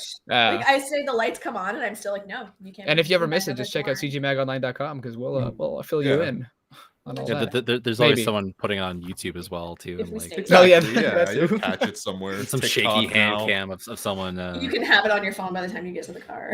It's fine. It's fine. As Progenitor alluded to in our chat room too, unfortunately after the trailer dropped, some news came across that one of the actors in Moon Knight, Mhm. and apologies in advance, I'm probably going to butcher this last name, Gaspard Ulliel, unfortunately passed away in a skiing accident. Just I believe the day after the trailer dropped. Yeah. So a little bit of a sad Yeah. note for that series when it debuts. Yeah, no good.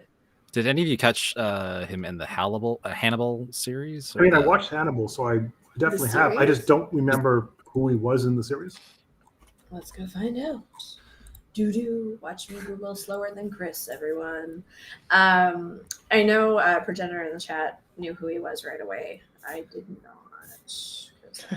Halo also Rising watched actually wasn't the actual Hannibal show. Okay, Hannibal Rising. Yeah, okay, sure. Oh yes, he was the like young Hannibal, wasn't he? Mhm, yeah. Okay, yeah, I saw him. He did things. You know what's kind of neat? When I looked at IMDb, like the day I found out that this person passed, Yep. there were only 4 credits for Moon Knight, Yep. and now there's 6. Oh, Just there in you go. case you're wondering. I haven't seen this person in anything, but I'm worried that I'm going to fall in love and then be very, very sad at Yes. the end. So I mean, he according to these pictures on Google, he looks great with a cigarette apparently because he has a lot of pictures of him smoking. well, Everyone looks He's cool pretty with a French, cigarette, isn't Brent. he? That's just He's fact. very French. He's Yeah. exceedingly French. yeah, go to France. They probably are. I promise, I've been there. I've seen it. It's real. So he's playing Midnight Man in Moon Knight, and I have no idea what that character's all about. Don't know. Basically, we have nothing to say about this, but we just want to note that it is sad. It is exceedingly sad. It is. Sad times all around. Yeah. So to move on to the other non-news section of the podcast, here we'd like to talk about our reviews and impressions of things that we got to experience through the magazine for previews or reviews in the last week. I actually got to do an official hands-on preview for Total War Warhammer 3, which went live on the site this week. I'm very impressed. I'm not a big Warhammer fantasy person. Like I played the Warhammer 40k, the sci-fi grimdark tabletop game, and some of the games that have come up through that. So I had enough of like a knowledge of the lore to like understand who the Chaos Gods and all the stuff I was seeing was all about. Right. And I very quickly got drawn into the one war turn kind of RTS style of it, so much so that I almost forgot about the actual like unique objectives for it. But yeah, it was a neat little hand-on session because we got like a media presentation beforehand where they announced there was going to be an 8th faction added to the game, which was like a big surprise thing out of this preview, which was the Demons of Chaos faction. So Chaos is going to be in it, or Chaos as well as the Demons of Chaos? So yeah, now this time the 4 different Chaos God factions are in it as their own distinct armies, but there's a 5th one which is like represents Chaos Undivided. Okay. So he represents all of them, or none, or like individual ones, depending on how you play.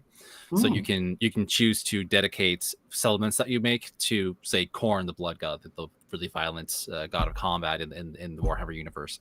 And then you get access to certain specialized units from him, or gear for your commander, the Demon Prince, that reflects that. So then you can kind of curry favor with a particular god or all of them and like mix and match. It's a really customizable like RPG type of element on top of all the real-time strategy stuff, which I thought was really cool. How did they handle the kind of the Eldritch look for the Chaos armies? Did they kind of capture that? Yeah, so the style is very much present, and actually, to speak of the Demon Lord's gifts and the things you can unlock for him based on your decisions, like if you look at the story on the website, towards the end of my demo time, I had just every different god represented in my build of the character. Oh, nice. So yeah, it's a very unique blending of styles. It's something that I could easily replay multiple times in the full release when I don't have a 50 turn limit. And okay, that's not very much. Okay, no, it's not very much, especially with the game modes that we have. But I could easily replay this faction alone multiple times just to mix and match and try. What if I do this one particularly this time, or what if I try to really balance everything out, which is a lot harder than it seems based on what I played. But so there's a unique condition based on the story for the game where you're trying to go into 4 different dimensional rifts that pop up throughout the game. So I spend most of my early turns trying to do all the typical like civilization real-time strategy type stuff of building my nation up and building units, building military. and all that stuff. But then all of a sudden there'll be like a rift opening somewhere, and all the factions go running to get into these rifts and steal one of the 4 sort of key souls you need to get into the final area. Okay. So there's this whole other like multiplayer sort of goal on top of it all, which really elevates it, in my opinion, above like the civilizations in terms of like game complexity. Yeah, so that was the one faction. The other faction was Grand Cathay, which is more of like Oriental style, like draws a lot from Chinese mythology and things like that.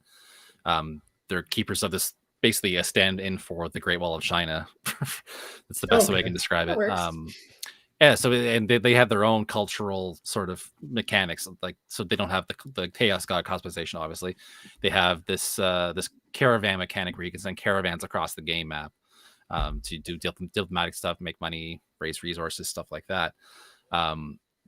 Each faction that each of the 2 factions I played felt like an almost entirely different game within this game. Yeah. So yeah, it was very impressive in that regard, and the campaign map is massive. But I also suck at the real-time battle stuff because I tried to do a few battles, and as a rookie, I was just getting rolled, or not really making a difference. So It's fair. Something to check out in the full release. But yeah, it's looking very good a month out from release. Very cool. That was my experience this week. Very cool. Who else did stuff this week? I can talk about Ollie Ollie. You can. So this is by the team Roll7, who did the original Ollie Ollie games, along with what was it? What was it called? I forget what else they did. I'm looking it up as we talk. As you talk, that's great. Yeah. But it was really fun because I love the fact they the original Ollie Ollie games were really much based on a very hardcore kind of Dark Souls-esque side-scrolling platformer type thing where like a single bad move could just set you back to the beginning. They really kind of eased up the stress in this one, where they made it a lot easier to kind of jump in, try different things, see how it all works, try a different thing, get kind of worked to how the game works, how the game plays, and learning all the different moves. And I think they did a great job with that. Also, the art style is ridiculous, and that's always fun. Nice. And I love they take the lore of the game so seriously, even though they're spouting nonsense skater lingo the entire time.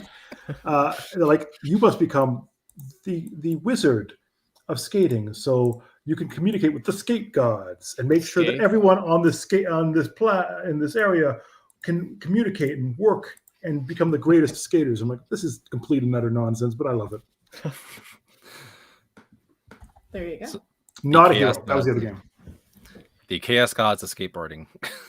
But I do love they have there's I think 4 or 5 different skate gods, and they each have their own little parts on the island, and each one of the gods are good at one different thing. So the main guy, like the first guy, is good at like standard skate things. The other one's good at tricks. The other guy's good at like jumps, and so it all kind of has each different section of the map have different things you have to kind of really master. I think that works really well, and it really is. Yes, very much so, but more 2.5D over full 3D. And there's no like Tony Hawk stand-in character like Honey Talk or something? No, I mean like there's the old skate wizard that's retiring now. Yeah. And then there's like a group of people that kind of like, yeah, you're the next skate wizard. Let's work you out. And they're all ridiculous. Like they're all just like, they basically look like someone's skate, like, those doodles that people make on the back of their like textbooks in school made manifest. So if you like that, great. Textbooks in school. Yeah. I like it. Did you never like doodle like skate? I can't draw. I couldn't afford You've textbooks. seen me try and draw. It is not good times, people. No. One of them is just that like 6-point like S that people used to draw. I don't even think I can do that anymore. That's like When on I a stick skateboard, people, I still doodle hearts as a 33-year-old woman. And I like to draw tornadoes because they are a fun squiggle. That's what I got. That's it, guys. I'm sorry. Can't argue with that logic, yeah. But either way, it's really fun, really easy to get into, and the art style just makes it ridiculous. Like, who does not want to jump through an ice cream cone man? Let's be clear here. Sounds refreshing. Yeah. Yeah, exactly. Alex doesn't apparently, but other than that, I hate fun though, so it's yeah, fine. there you go. Yeah. Just in case anybody didn't see that comment, I feel Everyone you need doubted to. it. Kahari Taylor wants to donate. I missed that as well. I Message asked, me in Slack after. Yeah. I asked if it was all of ours or just Brendan's because he was the one talking at the time. I think he's famous. I think that's what that is. Jordan, what have you been up to this week? Well, I've been sort of revisiting for the sake of a feature article. Grow Song of the Evertree. It was a kind of an interesting looking game that caught my eye because it was like kind of, like farming sim. But it does a lot of like interesting stuff that kind of like sets it apart from just like more like standard farming sims. Like, so you're like an alchemist who is on this magical realm called the Evertree, and you had a bunch of people who went there initially, but then and they turned into this big thriving city. But then this thing called the Withering happened, and all these like thorns showed up, and it started like eating away at the heart of the Evertree, and this like the magic, which was like called the Song, which is like kind of just like literally a song that generates magic. As one does. So I get you're that. like this. You're like this last person who stayed behind with your trusty sentient copper pot and book. Like that's literally it. They're essentially watching like you your explain parents. this. You're just like, this is happening. Here we are. And, Let me tell you the story. Oh, and your dragon. You have a dragon also. Yes. This is Complete so game. weird. So Game. weird. Complete. And you fly to different like branches of the Evertree to like start these little gardens, right? So you clear away all the rot and like start like planting seeds and stuff to like form like trees and stuff. It's all very streamlined. It's not like like your basic like Harvest Moons where you buy different seeds, you have to It is plant them, super whatever. pretty. Like it's very, very pretty. I played the Switch version, which like compared to like the PC version, I think the PlayStation version like is a bit more toned down, but even on the Switch, it still looks really good. Okay. Got a really nice art style. And so once you start doing that, like you kind of start gaining, which I guess is like the essential like currency, which is called Mayora, which is like the basically the basic building block of the magic. Okay. And you can start using that to like open up new areas of like the base of the Evertree. And once you do that, people start coming back. So you have to start like building houses and like shops and stuff. So it actually turns into like, sort of like a Sim City style like building sim. That's kind of cool. So yeah, and so like it has this very like unique mechanic where once you go back to your garden and you start collecting like plants and rocks and stuff, like you don't get those materials necessarily. You have to like take them back to your pot and like break them down like alchemically, and it gives you different like elements. And using those different elements, you can like build different things. So it's got a really unique like style to it. It's very different, and I was like really like really engaged by it. I was genuinely upset like once I got deeper into it, because when I started playing it, I was like, this is pretty neat, but it's not really like, I don't know, it's not really catching me. I think it wants to be Harvest Moon, but it's doing weird things. And then when I saw how much it opened up, like I was just like, because of like my just like situation at the time, I fell behind on reviewing it, and it just got away from me. I like genuinely felt bad about it. So I was like, this game was actually really cool, and just like everything, the things that like kept me sort of from like devoting the time that I like wanted to it, like kept me from seeing just how deep this thing ran. So yeah, I really liked it, and it sort of led me to a more like interesting article that I'm writing, because I noticed how on Monday specifically, when we had that huge snowstorm, I was sort of like looking out the window like, I need to go outside and shovel my driveway, and then I looked back and I was like, no, I'm gonna keep playing Grow. So I was like, I was like passing up my like real world responsibilities and my real world chores to do chores in a video game. So I was But like, how do we the do video that? game chores don't hurt your back. Maybe your It's neck true. because you're on the And your Switch, and your wrist. Oh, Mhm. Ooh, It's true. Yep. I gotta. There you go. There you go. Plus, Doug Funny will enough, I come, will did come throw ply it your, out. your driveway for you. So, you know. I live in an apartment That's- and I have covered parking, so I'm sorry for all of your losses. But I did fine this week, except for Brendan's driveway. I get stuck in that. It's yeah. That's the So, problem. so do we recommend the game then, Jordan? Yeah, I would definitely Well, recommend. he plays it. It's- He does that over shoveling, so clearly it's the Ah, best it- game Okay, more ever. importantly, Highest. Jordan, we've talked. Would you recommend the game to me? Oh yeah, you would love Okay. it. Okay. Would It's you very- recommend the game it's- to me? No. We're not going in order. Yeah, no, that's not how it goes. Is it on the Xbox as well, or no? I don't believe it is. The good news is I have I think four it's just. Switches. I We think just it's did- just. Yeah, it's just PlayStation. Oh no, you know what? I think no, it is on Xbox. Okay, PlayStation 4, Probably Xbox because of One, that. Windows, and Switch. It's also on Steam. Pass? So If not, why? I want it on Game Pass. Listen, Rage. Game Yeah. Pass is The best thing ever. yeah, something. Yeah. Speaking of Game Pass, Alex, what have you been playing? Halo Infinite. Yeah, Thank you. I haven't played the story because it's not on, it is on Game Pass, but I just Mhm. the multiplayer is free to play. Started playing it on launch day and have been having a lot of fun because it's very arcadey. It's one of those games where you don't feel like when you lose, it doesn't feel so bad because you feel like you don't really control the game too much, and when you win, it's like, oh cool, and like sometimes you can pop off and play really well, but it's like a nice like smooth sort of experience most of the time. You can teabag strangers, so. And Well, that's as always one good. does. That's the best way to go. Yeah, I've and you only can been get cat teabagged ears for once. like $10. So. I That definitely seems did way that. too much. I missed it. It was a limited time in the store cat ear to get on your helmet, and I missed it, and now I regret not spending $10. I You mean, can I get do you not cat regret ears that for $10. your headphones if you like that. If I after, yeah, okay, cool. No, I know Chris had an article come out this week or on Sunday. Yeah. Yeah. 5 elements Halo Infinite needs to bring back. Are you a big Halo fan? Do you have any opinions on this situation?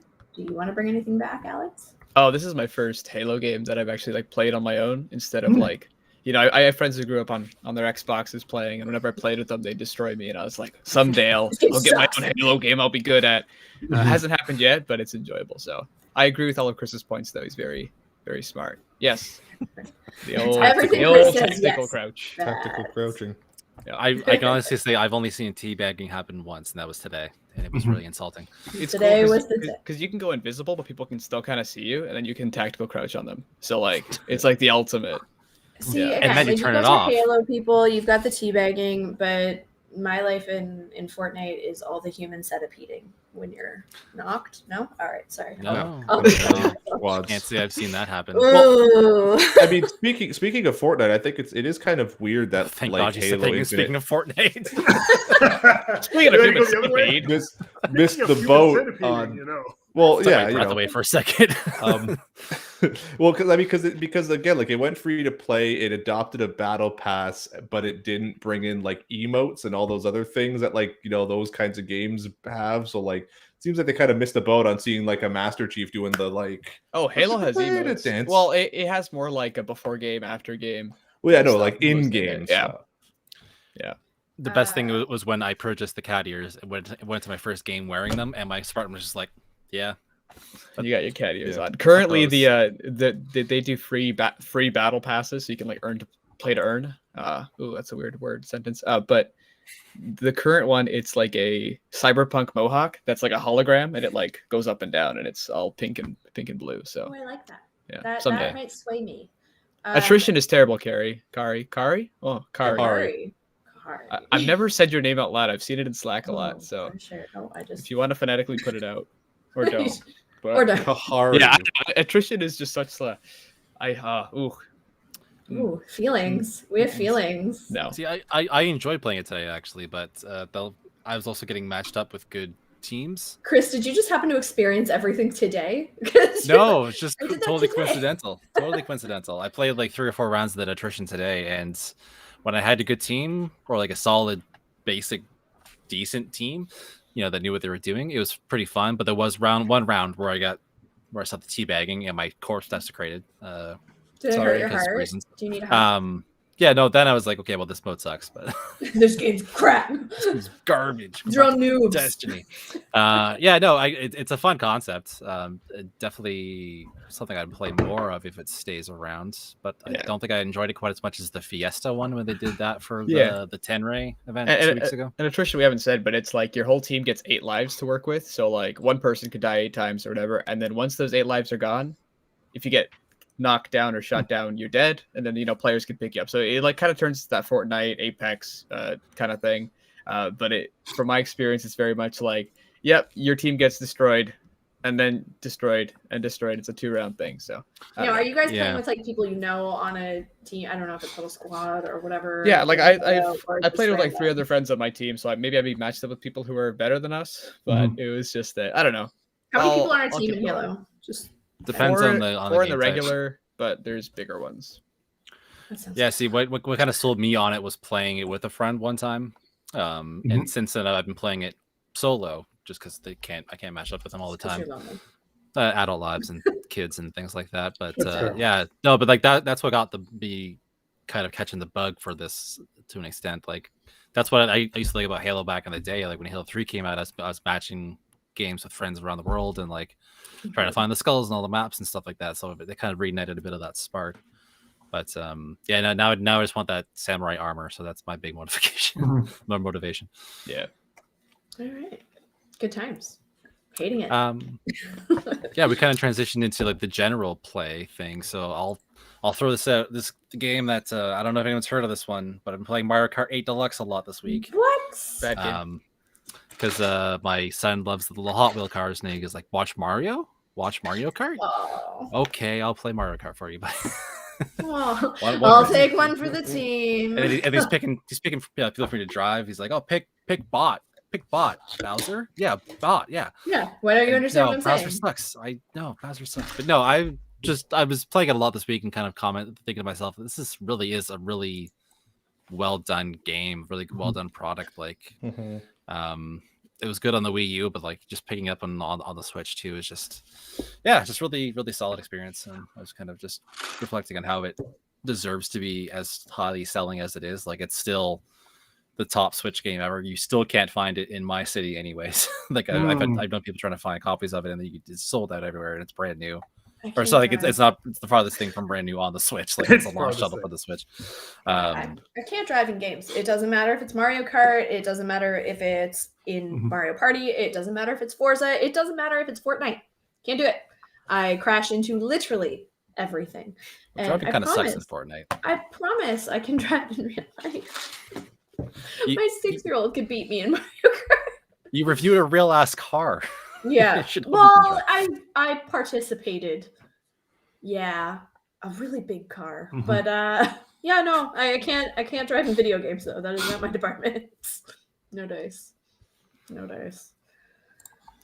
Any other general play stuff you guys have been? Nothing me. What are we playing? Are you allowed to talk about what you were playing? Nope. Oh, cool. He was playing something. It happens. Brendan has not been playing anything. No. You did do the Rollers of the Realm, and you're allowed to talk about that. Yeah, It's fine. He doesn't want to talk about it. Cool. He played games. It happens. Mark it down. You weren't here for it last week, Dana. I started playing Death's Door. Oh, did you finally? Yeah, I sucked a little bit more time into it over the weekend. I beat like the first like dungeon. Coming to Game Pass. Spooky cat like mansion where everyone's got like pots for heads.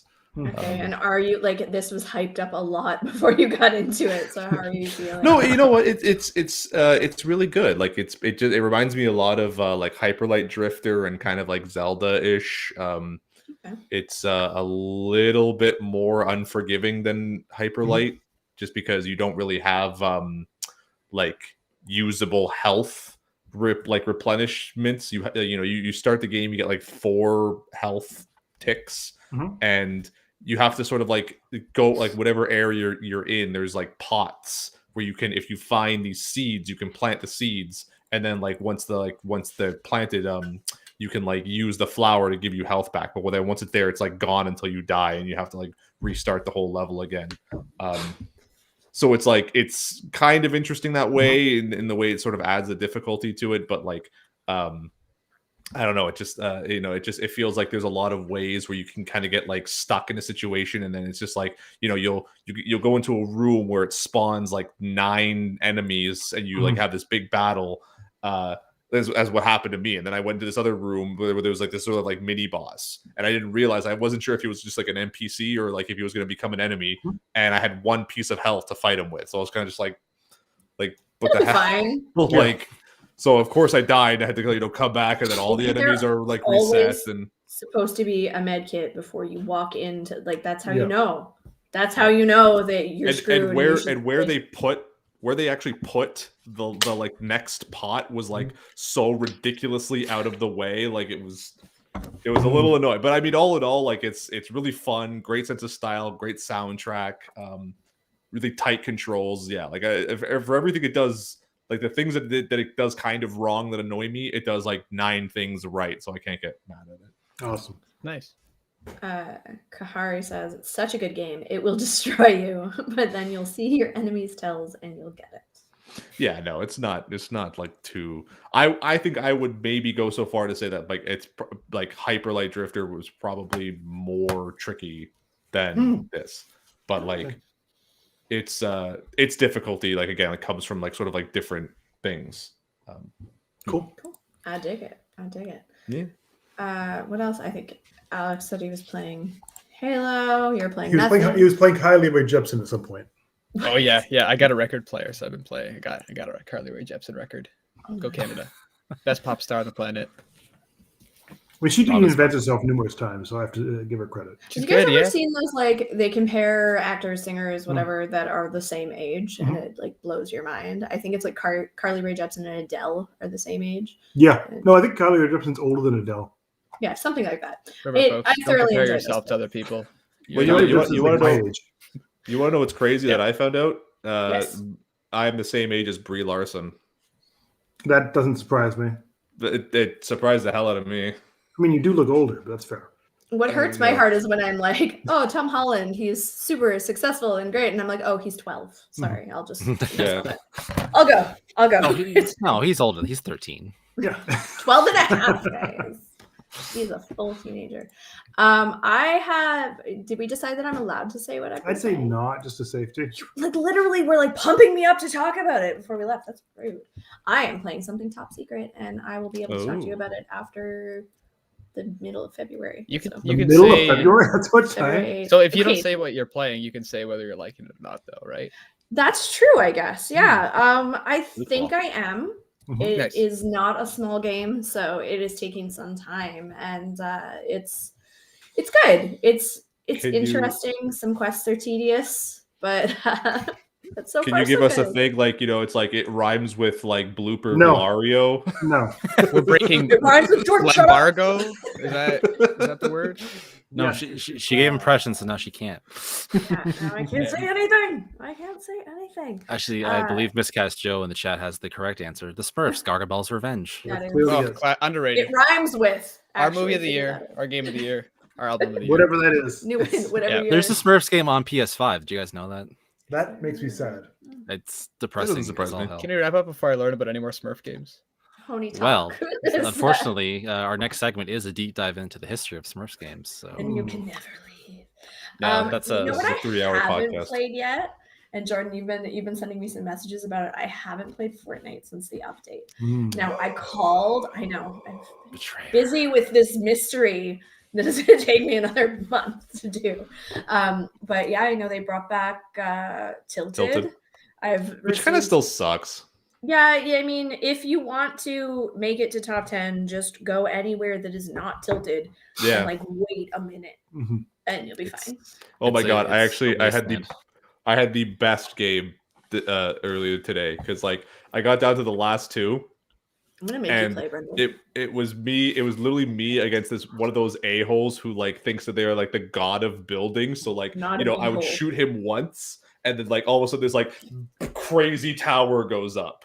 And like he just kept doing that, so it got to the point where like the storm got like so small that like the one little like 1 pixel by 1 pixel circle you get is like moving, and I was on the floor just like while he was just like consistently building this crazy like structure above me, and then sure enough, like he just like poked his head over the corner. I got like one good shotgun blast on him and killed him instantly. I was like, what was all that building for?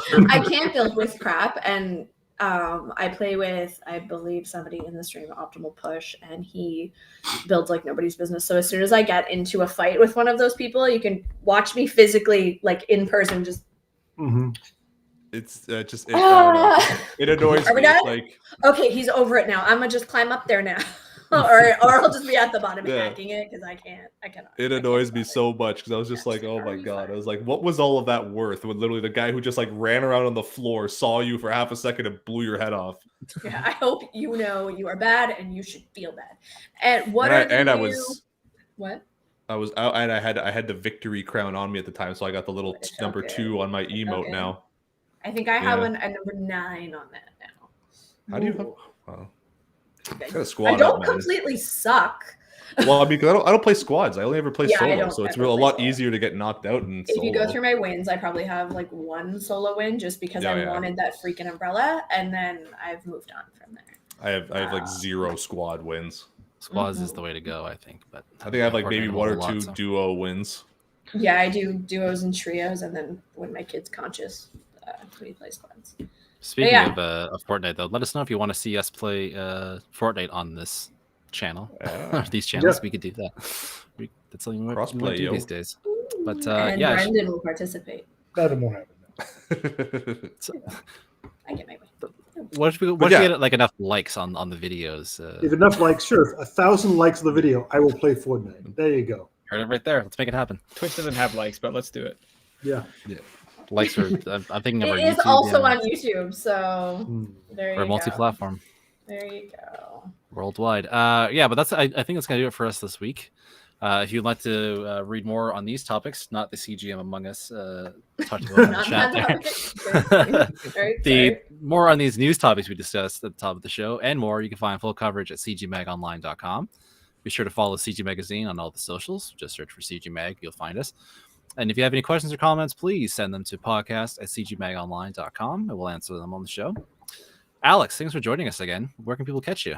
Yeah, it's been a pleasure to be back in video form. You can catch me on I guess Twitter at Alex Hansiak, but I don't know, come find me after the show. Google it. Find him in Halo and tactical crouch on him. Jordan, where can people catch you? You can find me on Twitter, Instagram, and TikTok at NinjaXJordan, and you can find me on YouTube at Ninja Jordan Reviews. And Brendan, BFY26 on all the mediums. All of them. All of them. Dana. No. I'm at where am I? High five. Wait, Chris, let's high five. That's a mirror. Oh God, bro, I just did that. Yes. Okay. I am at the Dana Eileen. If you find our tweet about this stream, we're all listed there. There's that. And if you can't find that tweet, you can find me on Twitter at Hoogathy. That's HOOGATHY, or here on Twitch at Guild2Taps. Until next week, thanks for joining us. Be sure to like and subscribe, tell a friend, all that nonsense. Stay safe. It's crazy out there, and I'll catch you next time. Bye. Bye. Oh, I don't remember how to do this. Oh no. Oh, this is the part.